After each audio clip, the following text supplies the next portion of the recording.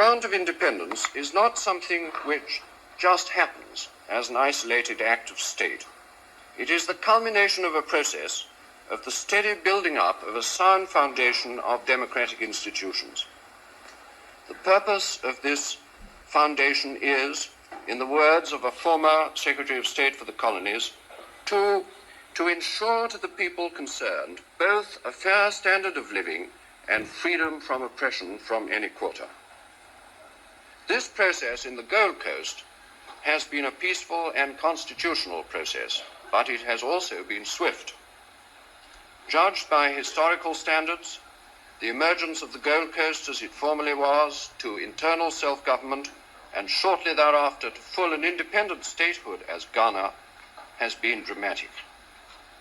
Experience and education in democratic processes and government, which in the past have been expected to take many generations, have been passed through in a very brief span of years, thanks to the marked aptitude of Gold Coast statesmen and officials to assume complete responsibility in a remarkably short space of time. Sir, March the 6th, 1957 is a proud day in the annals of the Commonwealth. The emergence of Ghana to statehood and independence is the latest example of a process which has been going on for a long time and is still continuing. A process which has made and will continue to make the Commonwealth a living and dynamic factor in the world. The love of liberty and the respect for the democratic way of life, which is the heartbeat of this living and vital institution, is perhaps its most signal collective contribution to world stability and peace. As I said in my letter to you, Mr. President, requesting this meeting of the Security Council, my government has no doubt as to the qualifications of Ghana for membership. I think we are peculiarly well placed to judge, but the United Nations has, as a whole, already expressed its full confidence in this matter by adopting in December last a resolution granting to the Trust Territory of Togoland under British administration independence together with Ghana.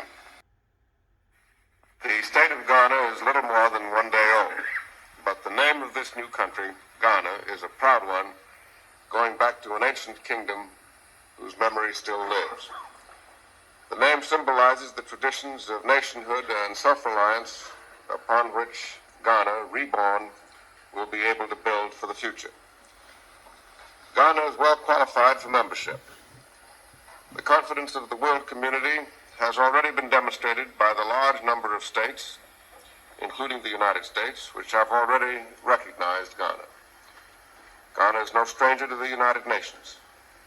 One of the brightest pages of the United Nations record contains the story of the union of the former Trust Territory of British Togoland with Ghana, or the Gold Coast as it was then called.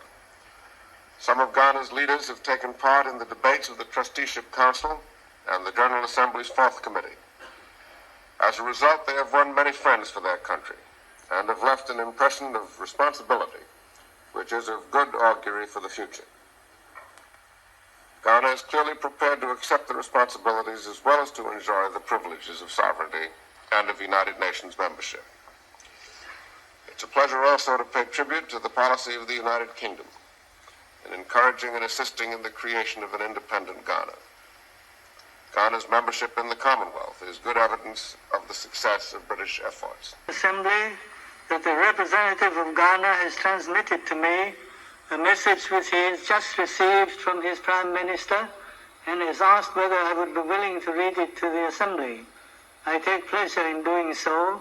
The message is as follows, and I quote, "The admission of Ghana to the United Nations fulfills a long-cherished aspiration of its government and people, and on their behalf I should like to express my warm appreciation of the action of the General Assembly in responding so promptly to our request for admission. It is only 2 days since Ghana attained independence as a free democracy, and our entry into the United Nations is a culmination of the process of our advance. I affirm the intention of the government and people of Ghana to observe the principles and further the purposes of the Charter. We are proud to take our place in the company of free nations in this great organization, and will bend our endeavors to promote, in cooperation with our fellow members, the common objects of the preservation of peace and the promotion of the progress, welfare, and freedom of mankind. End of quotation. Freedom in non-self-governing territories and in trust territories is also welcomed. Thus, the General Assembly expresses its approval of the Union of Togoland under British administration with an independent Gold Coast or Ghana, now our 81st member state, and looks to further progress toward freedom of Togoland under French administration.